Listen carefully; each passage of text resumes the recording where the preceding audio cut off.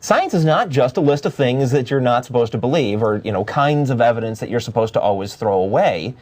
It's rules about what evidence has to be in order for it to count. And I will get into more details about that later. What is this crap about American Indians? He was saying that Native Americans, they had a certain religion, and they interacted and lived on this land for 10,000 years before we ever came. Yeah.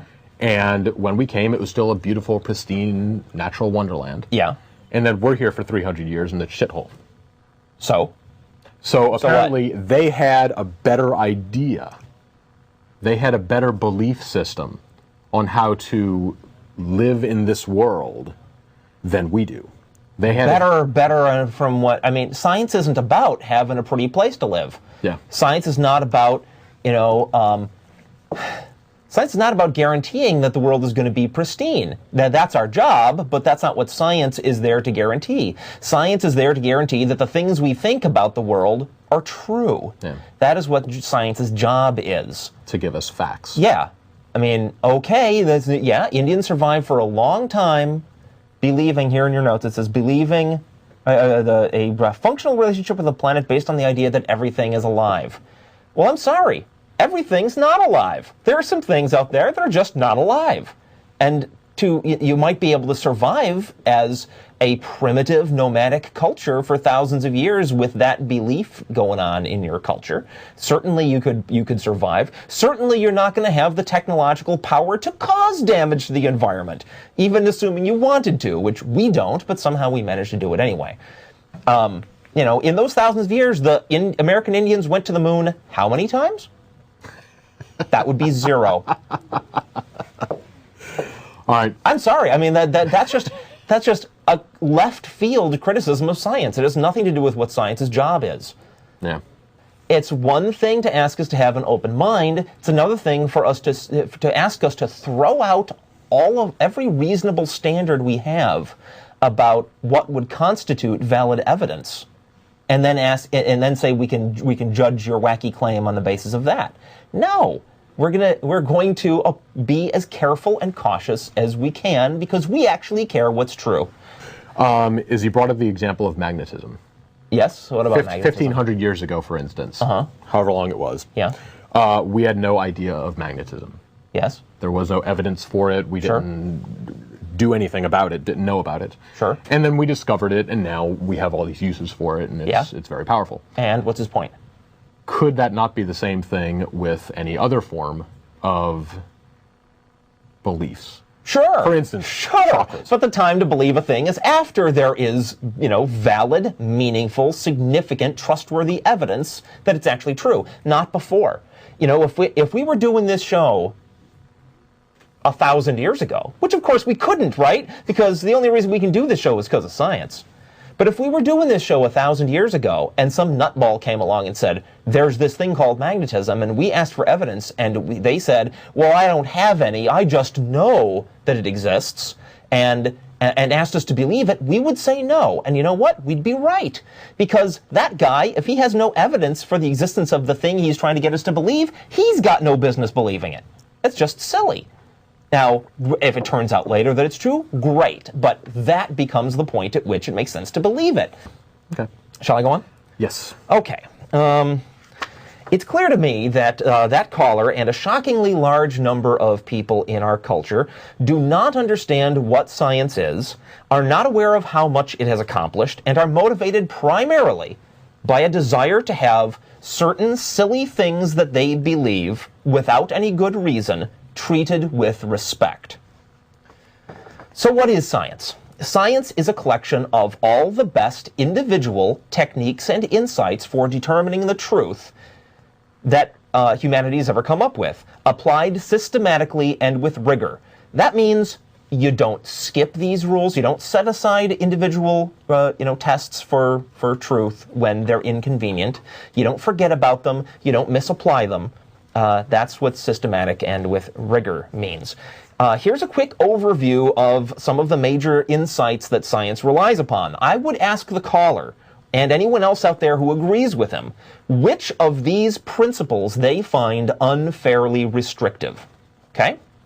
These are not technically rules of science, right? I'm not talking about the scientific method here. I am talking about basic principles of critical thinking, about telling the difference between fantasy and reality. Okay, falsifiability. If a claim is phrased or defended in such a way as to make it impossible to conceive of evidence that would prove the claim false, then the claim is meaningless and unworthy of consideration. If the evidence would be the same whether the claim were true or not, then there's no way to tell whether it is true or not. That's the falsifiability principle. Yes. Right? Yeah. Do you have a problem with that? No. I think the common one that's actually used, I don't know if it's used for that or for some other argument, is I think it was Dawkins who said the dinosaur in the garage. That was Carl Sagan in his book, Science as a Candle in the Dark. That's the subtitle. Okay. The title. Demon Haunted World. Thank you. Science as a Candle in the Dark. Yes, he gives an example of he's invited over to somebody's house and they say, "Ooh, I got this fire-breathing dragon in my garage. Yeah. Red fire-breathing dragon in my garage. Well, let's take a look." He goes in there. The garage is empty. Well, the guy says, "Well, my dragon is invisible." Yeah.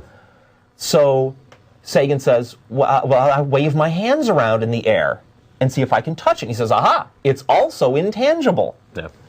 And Sagan says, yeah, but it's fire-breathing, right? So at least there should be heat. And he says, aha, no, the heat from my dragon, the flames from my dragon are heatless.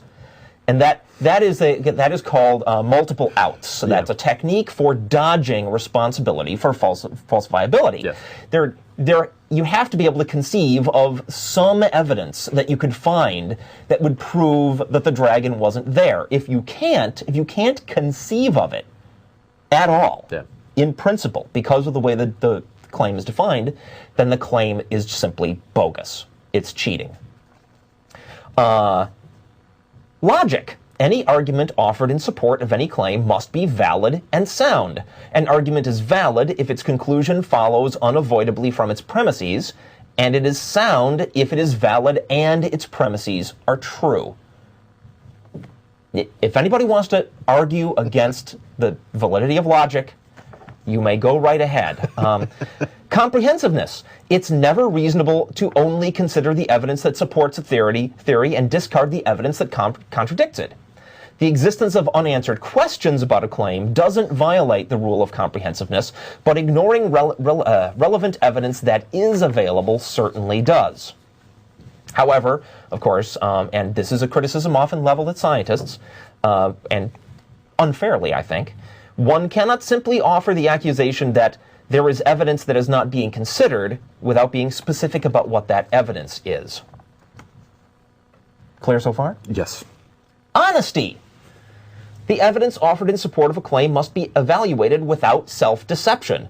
The rule of honesty is a corollary to the rule of comprehensiveness. When you have examined all the evidence, it is essential that you be honest with yourself about the results of that examination. Great example from, I forget what show, but it was James Randi demonstrating the problems with astrology to a class of college students. He has the college students fill out a questionnaire, and then let's see. The questionnaire is no, excuse me. He asks the students for their birth signs. He hands them astrological charts that say what their sign is and the dates, and then describes them. A detailed analysis. And they're asked, and the students are asked to rate how well the chart described them. Yeah. And he gets the things back, and the students are amazed. They're amazed at how well these astrological charts have. Yeah. I have described them personally. Only to discover, James Randi reveals, that all of the astrological charts handed out to the class are identical. Word for word. The only thing that's different is the name of the sign and the date that it's supposed to cover. Yeah. And even after this example given to the students of how people will deceive themselves if they are excited by a claim and they want to interpret it as being true, even after seeing how fallible their own interpretation of the validity of astrology is, there were students standing up and saying, well, I don't think that's fair. I believe it anyway. Yeah. That's not honest. They're not confronting the clear evidence of that experiment.